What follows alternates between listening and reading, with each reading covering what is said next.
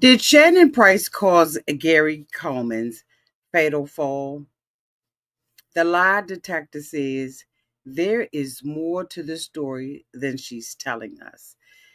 Let's break this down. We're going to be talking about the truth of Gary Coleman's death.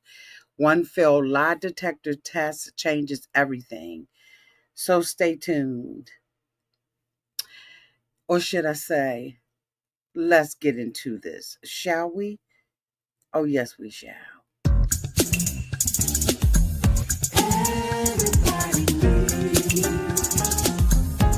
A sweet old auntie. Thank you, subscribers, and my nieces and nephews, and all of y'all who have been here through the long haul. Shall we get into it? Oh, yes, we shall. It's time for Auntie Advice. Sweet old auntie. It's time for Auntie Advice. Oh, yeah. It's time for Auntie Advice.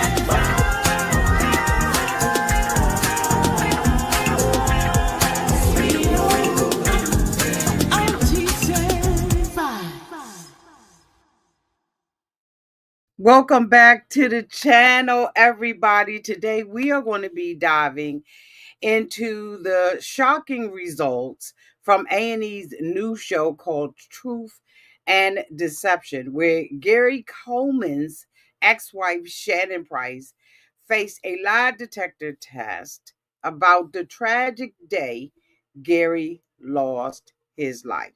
So for years, people have questioned what really happened. I had to write notes, y'all. What really happened? Was this an accident? Was there something more sinister? The polygraph results dropped some serious bombshells, and you won't believe which question Shannon failed.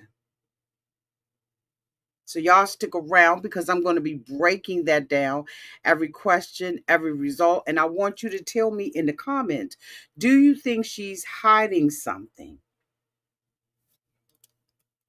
Do you? Let's get into it. Oh my goodness. Where do we start? Just one second. Let me bring them up on our screen. I'm hoping everybody is having a great Saturday on purpose. So, do I want them up here? This is Gary Coleman as we knew him when he met Shannon Shaw. I'm talking about Shannon Shaw. Shannon Price. She indicated that she was at a function and Gary met her and was enamored with her immediately. She said that after the encounter with him, he had asked her for her phone number, and ever since then, things absolutely went into marriage and everything else. In this episode, we discovered that Shannon was married to Gary, that the two of them had divorced, yet she never moved out of the home. In the show, it provides a 911 call that was made by Shannon, who said that she was upstairs in a room and that Gary was downstairs making her something. Also, in this episode, she indicated that she knew that he was weak because he had just came back from dialysis, I believe. As we all know, he had a kidney disease.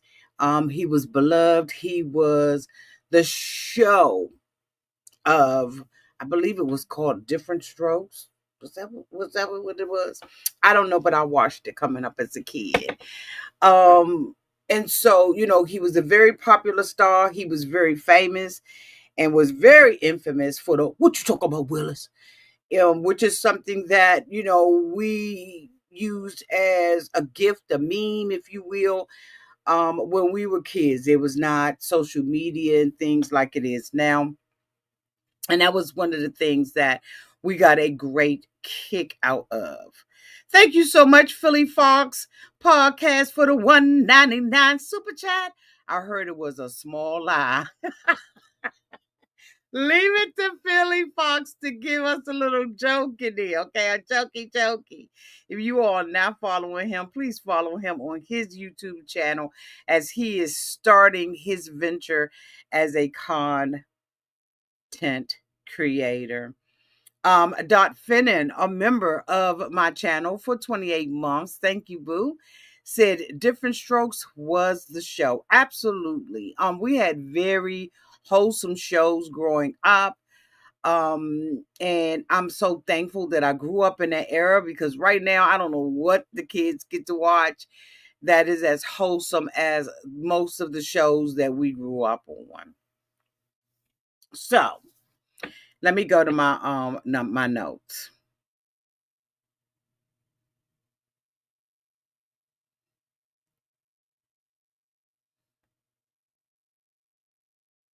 So I want to ask you all the question again. Was it an accident or is there something darker behind Gary's tragic death? Okay.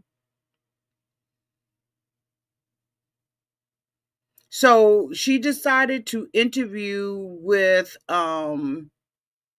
just one second, y'all. Hold on.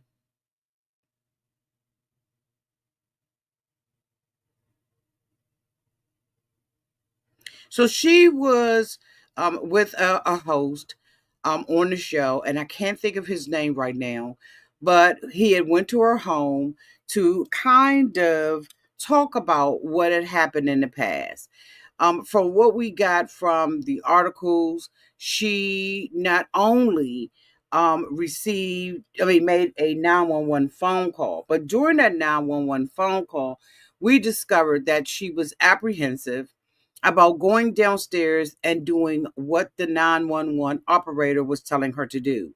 She was upstairs. She indicated during a 911 call that she was nauseous and she could not go on. Now, mind you, she had already indicated that she knew he was weak from his friends who appeared on the show, or per his friends who appeared on the show. She knew that he was weak. Yet, her being home all day decided that she wanted him to go and make her meal for her. She says that while she was upstairs in the room, she heard a thump and we could hear basically her calling him and trying to find out what was going on with him. She called 911. Again, the dispatcher was trying to get her to do some life-saving exercises or some life-saving things, right, to find out and to assess for them what is going on with him. There has been a long standing assumption that Gary Coleman fell down the stairs.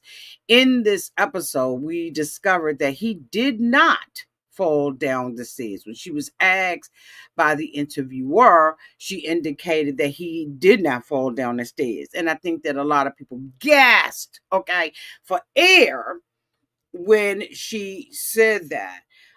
They also, discussed everything around it. They talked about some of the um, DV calls that were made from the home from both of the parties. They had a very toxic relationship, and it was known. There was another young woman who was in the relationship with them. We have seen her on different platforms with Gary, and she ultimately was the one. And I'll have to look that up really quick. I'll have to ask my bestie to look that up for me, but she and Shannon were in a kind of tug of war, if you will.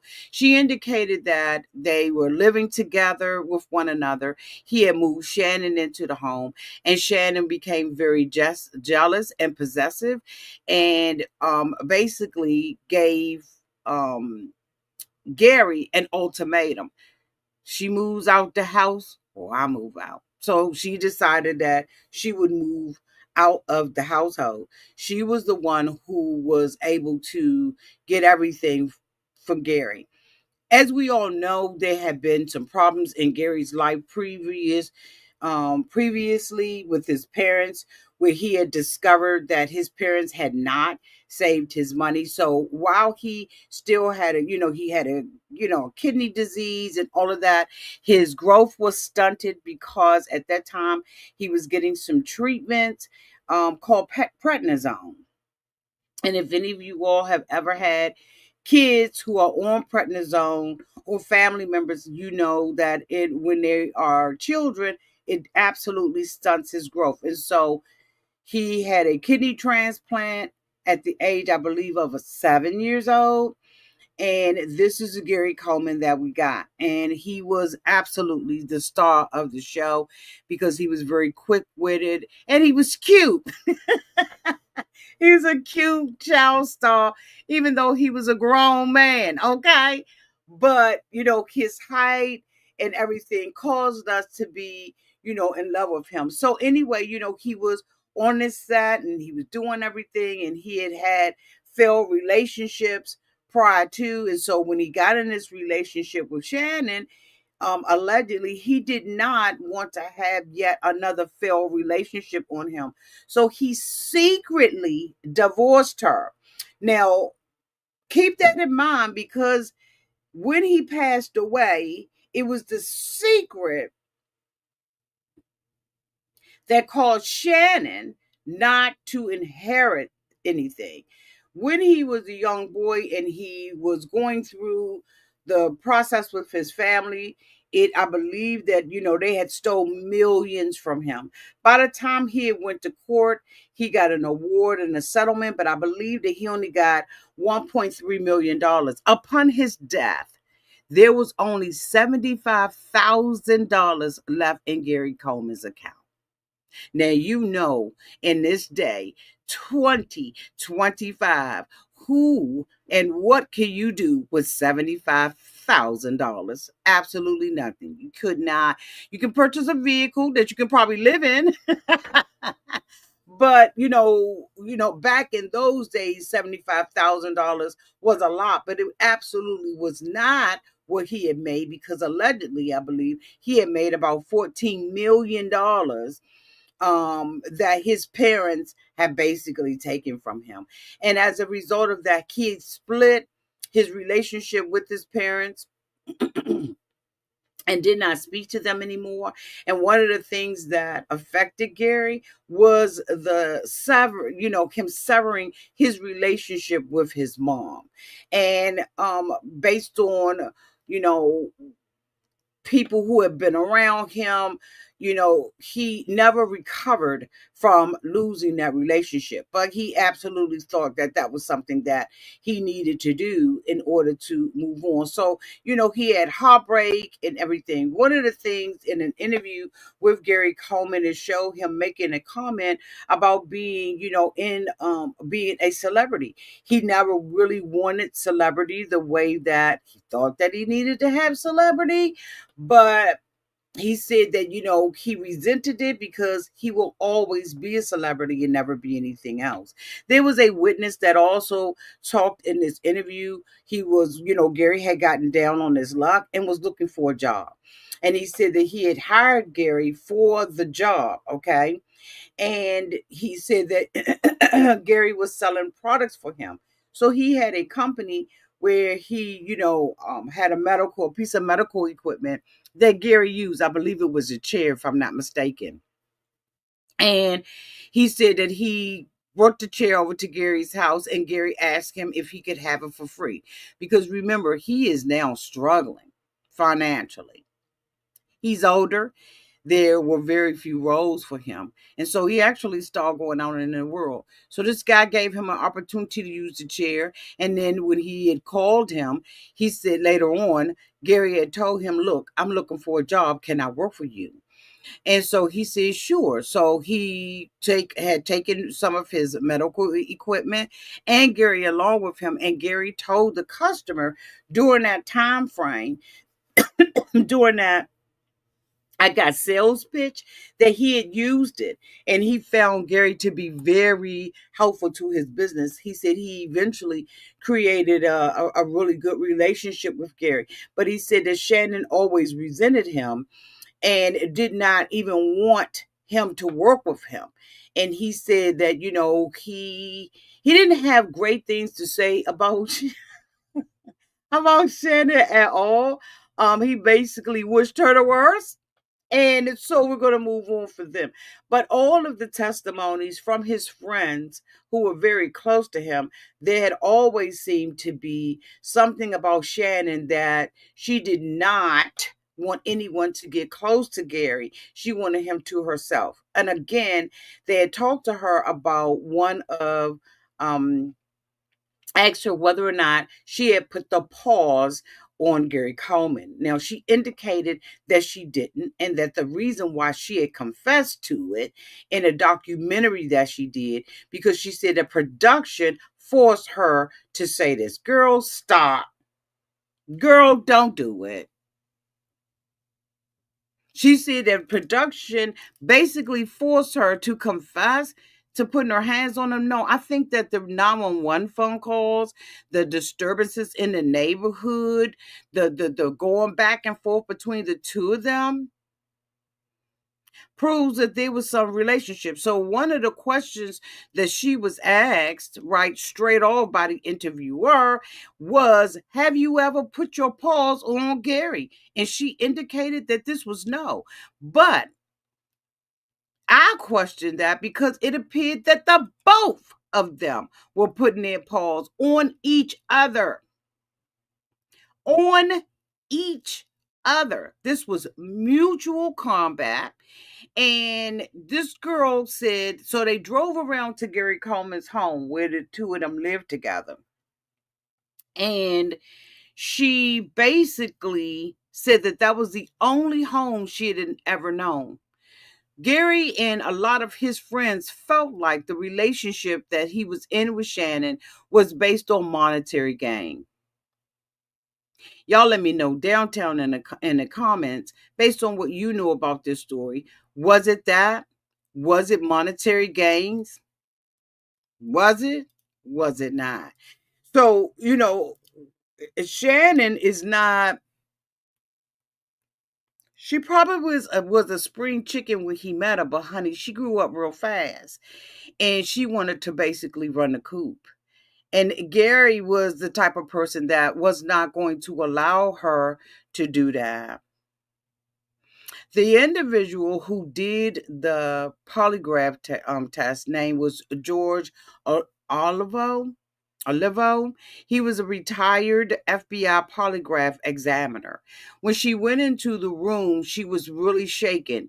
She was asked previously, why is she doing this? Why are you doing this polygraph? Why do you want to be on this show? And she indicated that she wanted to clear her name finally. Now, I want you all to know that during the time period of Gary Coleman's death, she was not ruled as someone who did it. They said that this was a natural case. But there was also questions that surrounded why she took Gary Coleman off of life support. Mind you, when he went into the hospital, he was on life support. She said that there was nothing there and that she had been recommended by the doctors to take him off. But a lot of people questioned this because she was not officially the person who was designated, okay, in his will and in his trust. She was not the person who was designated to have these rights because she was divorced from him. And they blocked it. And she walked away with zero. So just wanted to tell you all that. Make sure that you know, because back in that day, a lot of people questioned why she was even in court and why she had the right, because she did not, based on many subject matter experts, she did not have the right to do it because she was no longer his wife. Why the hospital did not know that, I don't know. I think that there was probably an assumption, right, back in the day that she was still the wife. The two of them were still living together, but she was no longer his wife. She was asked if there was anything that she regretted or she missed. about Gary, and she says she regrets divorcing him. I guess you do, because you ain't walk away with that damn house. Let me go on here real quick. Let me see if I can find it real quick. And I'm gonna ask my bestie because she's faster than me searching.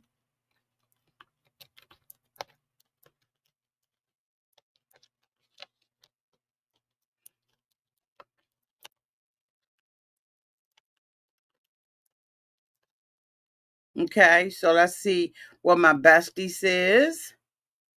So after Gary Coleman's death in 2010, the ownership of his house in Utah became the subject of a legal battle between his ex-wife Shannon Price and others close to him. Gary Coleman and Shannon Price, they divorced in 2008, but she claimed she had a common law marriage afterward and should inherit his estate, including the house. Gary Coleman had multiple wills, including a 1999 will that left his estate to a friend and a former manager. And in 2005, his will naming Anna Gray, his former business manager and girlfriend, as executor and sole heir. In 2007, a handwritten amendment supposedly left the estate to Shannon Price. However, in 2012, a Utah judge ruled against Shannon Price, stating that, number one, she and Coleman were not in a common law marriage at the time of his death, and two, the 2007 will that she had created was invalid due to inconsistencies and questions about its authenticity. The final ruling, the house and the estate were awarded to Anna Gray per the 2005 will. So Anna Gray was the person granted control of Gary Coleman's house after his death. So while this girl was doing all this stuff, there were a lot of people who were questioning her motives, number one, for even marrying him. As I said, he was in a relationship with this other young lady, right, that they had been living with together by the name of, I believe it was Anna Gray, y'all. Hold on, let me go back up. Yes, Anna Gray. Let me see if I can get a pic of Anna Gray. Because I think that when you all see the picture, you will remember her. See if I can get a pic.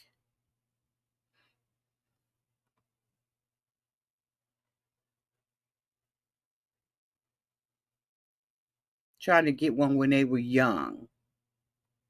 This is a Getty's image. Okay, they telling me to purchase a license, so let's leave that the hell alone. Okay, yes, we shall. Because what we not gonna be doing is purchasing a license for it. But so in this episode again, she came in to do her a polygraph test because again she wanted to prove that she did not, child, that she did not have anything to do with his passing, that she did not one push him down the steps, and that nothing that she did caused him to have this accident. In the episode, they said he told her.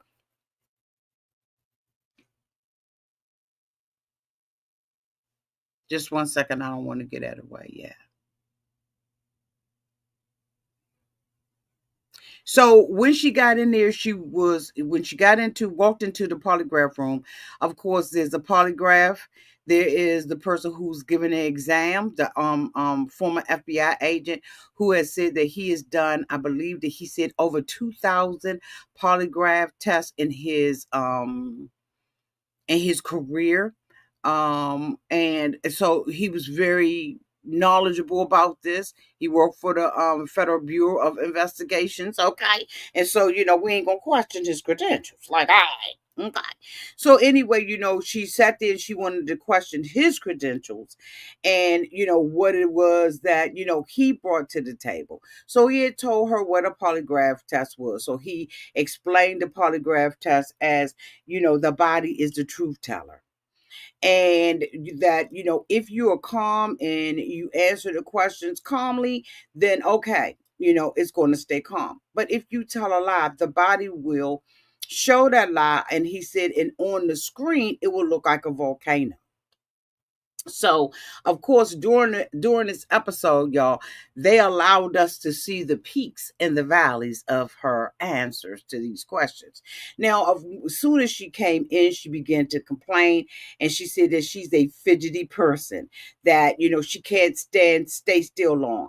I did not see that behavior. I did not see that in her body or anything when she was talking to the gentleman who was interviewing her. She was able to ride along with him in the car to different sites, and she was not fidgety at all. He had come to her home and interview her in depth, okay, about this particular subject matter. I did not see her fidgety at all. But of course, now that she goes into the polygraph room in order to be examined, now all of a sudden she's fidgety and she's agitated. She has a bad back. So when he puts her in the chair, right, they present her with the chair, she's slouched in the chair, I mean, just acting like a petulant child. And so he had told her that she needed to be still, she needed to keep her feet on the ground and all of that. And she's continuing to ask questions and everything. And at this point, I got the side eye on her. I absolutely am side eyeing her, because where was this person? This person who was confident about taking this polygraph test and proving their innocence, after all these years, is now acting like a petulant child. And so he hooks her up and everything, and he tells her that she has to be still. It got to the point where when he was doing the polygraph test with her, he could only ask her two questions at a time.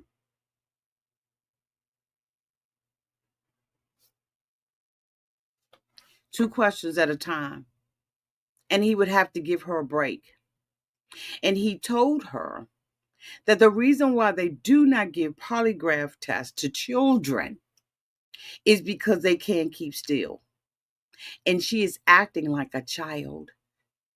He then told her, are you serious about doing this? Because what we're not going to do is waste the time. So there were a number of questions that he asked her about this, about the incident. He started off very easily, of course, like, is your name Shannon? Just a general question, just to kind of get a feel for her, and also to get a gauge on when she was lying and when she wasn't lying. So, they start you off, basically with just some information about yourself. They start you, and then they move on to another phase of that question and answer period, where they're going to ask you almost like two truths and a lie, and just see how your body reacts to it. And so now he's going into the questions about Gary Coleman's passing. So let me go to my things. So throughout this episode, as I told you all, multiple sources reference these things. They were in a toxic relationship. Friends and his lawyers noted abuse and Coleman's request for a restraining order. Yes, Gary Coleman, let me pull that up real quick. Okay, just one second.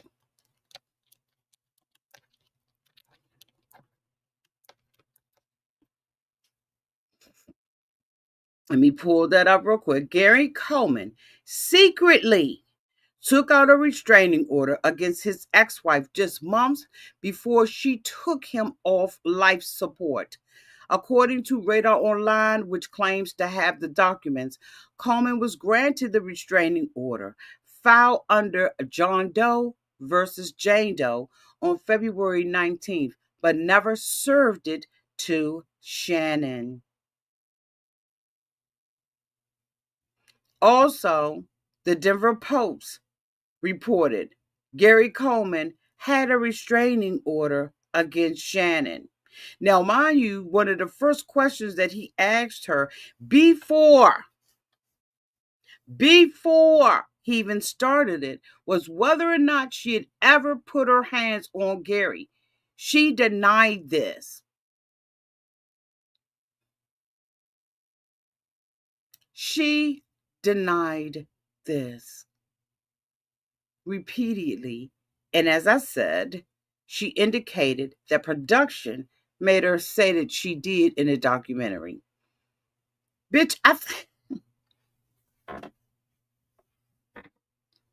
things were not looking good for Shannon. Let me just say that. But he had already filed a restraining order against her. The New York Post also reported in an article on June 2nd of 2010 that Gary Coleman requested a restraining order against his ex-wife. Diff'rent Strokes star Gary Coleman secretly took out a restraining order against his ex-wife Shannon just months before she gave doctors the go-ahead to switch off his life support. The official restraining order documents obtained by the website were filed again under John Doe versus Jane Doe rather than their real names. Within the document, Coleman wrote that Price, in quotes, has shown a tendency to damage, destroy, and steal my property, and I believe she will continue to do so in my absence and while she is trespassing in my home. I would therefore ask the court to issue this order ex parte, requiring her removal from the home and restraining her from going upon the premises of my home under any circumstances. The actor was granted the restraining order on February 10th of 2010, but failed to serve it to her. Coleman fell at home and suffered in cranial hemorrhage. He died at Utah Valley Regional Medical Center on May the 28th after his life support was turned off by who? Shannon, who, as we all know, was not his wife. His former girlfriend, Anna Gray, the chief executive of Coleman's company, was named executor over the estate in 2005, which left her everything.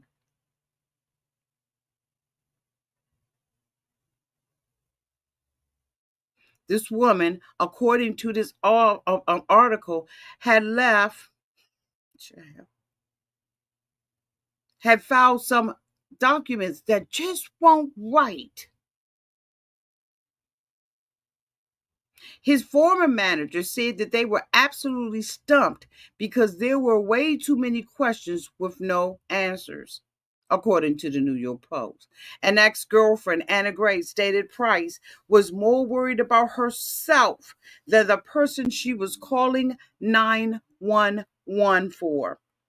Now, in this, if in this show, you're going to see. Matter of fact, the show is 2 hours. But anyway, in this particular show, if you have an opportunity to look at it for yourself, you will hear the actual 911 call. When asked in this particular in this segment of Truth or Deception, she indicated that she wished when she listened to it, now she realizes that she sounded unsympathetic and that she was worried more about herself than him. Girl, what? I questioned even when she said that the doctors had told her that there was no need to keep him on life support. Where's the paperwork? I need receipts. I need receipts for where the doctor said that because that should be in their files. They also said that the lie detector examiner, Mr.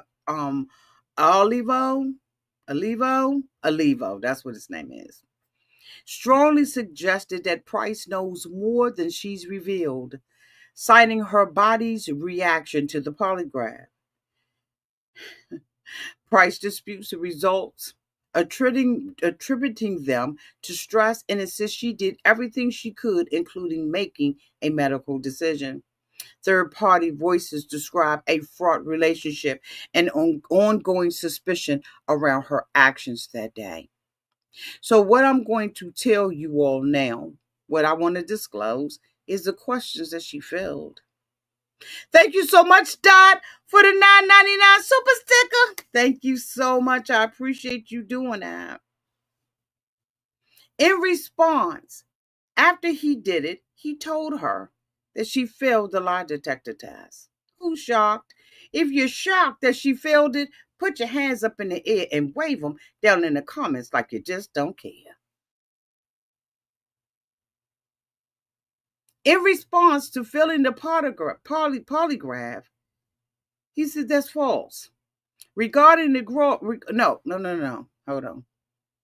Let me tell y'all the questions. He told her, you failed the exam. Regarding Gary's fall, you were not completely honest with me. The body never lies. Again, as I told you all. So, Penny, you don't believe that she did it? Okay. Penny says she don't believe that she did it, had anything to do with it. Okay, Penny. You go, girl. Okay. And everybody is entitled to their opinion. He told her she failed that polygraph test.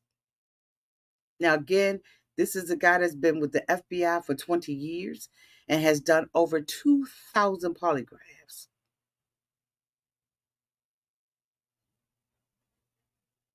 He told her again, you failed the exam regarding Gary's fall. You were not completely honest with me. The body never lies. Your body spoke loud and clear. There's something that caused you to fail this test.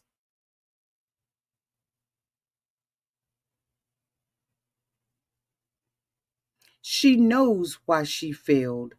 The truth is not on your side today. That is a quote in an article in New York Times. He said maybe they got into a heated argument. Could still be an accident, but an accident that she doesn't want to show her involvement in.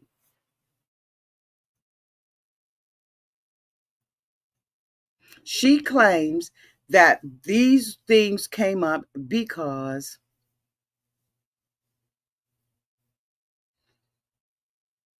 she was nervous and she felt the testing was unfair and very uncomfortable, claiming A&E prioritized ratings. The testing was performed non-verbally, which I should have refused. On her handling of the situation, she said, as far as rendering aid, I could have helped him a little bit more. She argued she had no choice but to remove Gary from life support, citing dire medical assessments. He had gone into cardiac arrest. I made the right decisions. But I really want to make sure I go back to my notes so I can tell you all what the questions were. Just 1 second.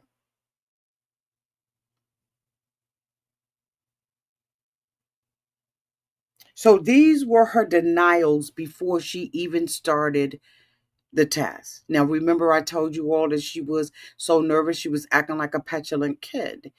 And he had to ring her in by telling her, this is why we don't do lie detector tests on children. Before the testing, she said the following. I'm here talking to you right now because I didn't do a damn thing to him. I didn't hurt him. I didn't push him. On a staircase fall, she says he never fell down the stairs. I found him in the kitchen. I think he had hit and fell against the island. Now remember, y'all, that he had just came back from dialysis.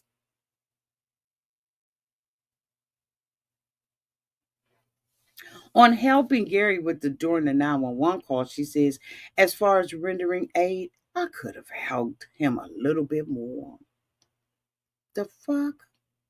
This is your husband who is bleeding out of his head. She said that Gary wasn't unconscious or anything like that, but that he walked out to the ambulance. Since when? They always lay your ass on that thing and ride you out. But okay, I digress. She said he walked out. She says that he had gone in cardiac arrest and I made the right decision. So let me tell you all what the questions were.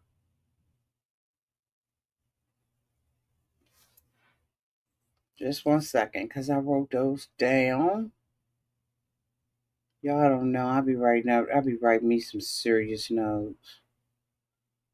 Question number one. Did you ever strike Gary during your relationship? She said the following. No. He said the results inconclusive, meaning Polygraph couldn't tell if she was lying or not. The tension's already building. Question two. Did you intentionally decide to withhold help from Gary when he fell? She said no. Another inconclusive result. Viewers were already side-eyeing this because people had long questioned whether she delayed calling for any help for him. Question number three. Did you physically call Gary's fall that night? No. But this time, instead of it being inconclusive, she failed. Let me give you that question again. Did you physically cause Gary's fall that night? Shannon said no, but she failed. This was not inconclusive. This was an out and out failure. The polygraph flagged clear deception.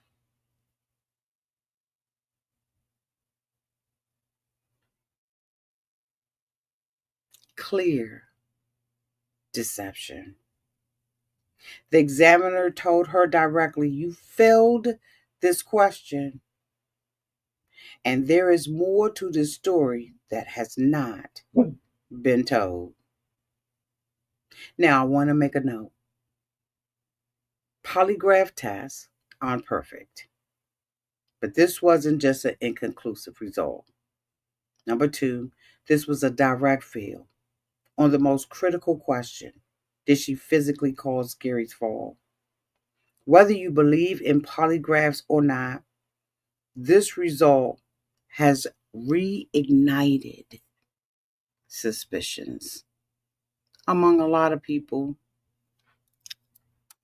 including me. Now, I was young back in those days, did not pay attention to the articles, and so I was fascinated and intrigued with going back to this story, listening to the details, the testimonies, the case itself, and the death of Gary Coleman. I do remember as a child him passing away. Um, and so I wanted to know, who was she? I remember him dating this young lady. I also remember the marriage. I recall the lawsuit against his parents and him just being left with $75,000 after he had made $14.4 million. Now they have laws in place where parents have to take a certain percentage of their kids' money and put that in the bank. We know that the same sort of thing happened with Honey Boo Boo, right? Because there were no laws to protect children and to make sure that the children who earn this money actually get this money. Now, during the time of his death, they ruled that there was no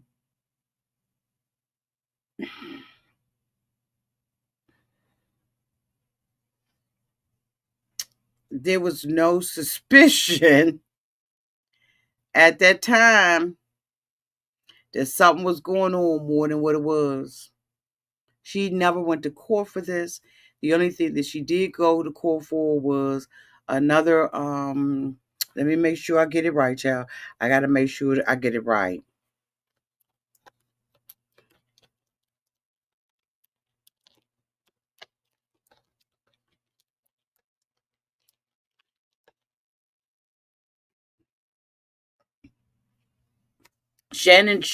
Price. Why do I keep saying Sharp? Shannon Price was charged with domestic violence, criminal mischief, and disorderly conduct following an incident with her then husband, Gary.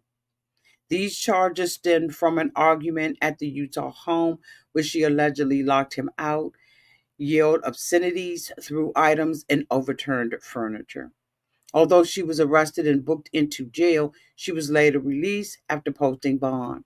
Despite their charges, she was never charged in connection with his passing as it was ruled accidental. So she said that even in this DV charge, that the only thing that she was charged for or that stuck with her was the disorderly conduct, and that was because she was acting a fool with the police officers.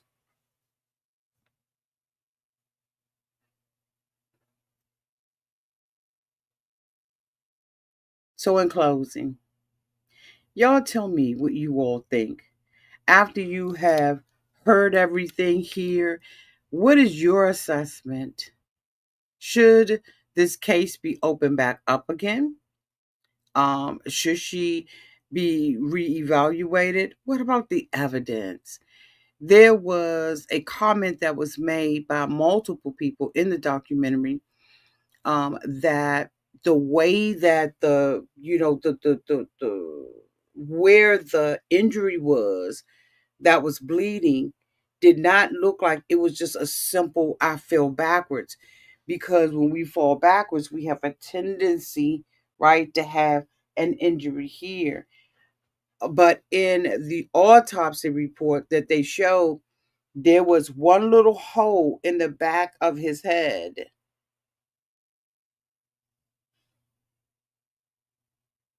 If I hit myself on my island that I have in my home, it's gonna split sway across the back, and it's gonna be trauma to my neck, I would suppose. But that was not what happened, which is why a lot of people believe that this she had something to do with it. Again, excuse me, y'all. I apologize. This is live. Okay.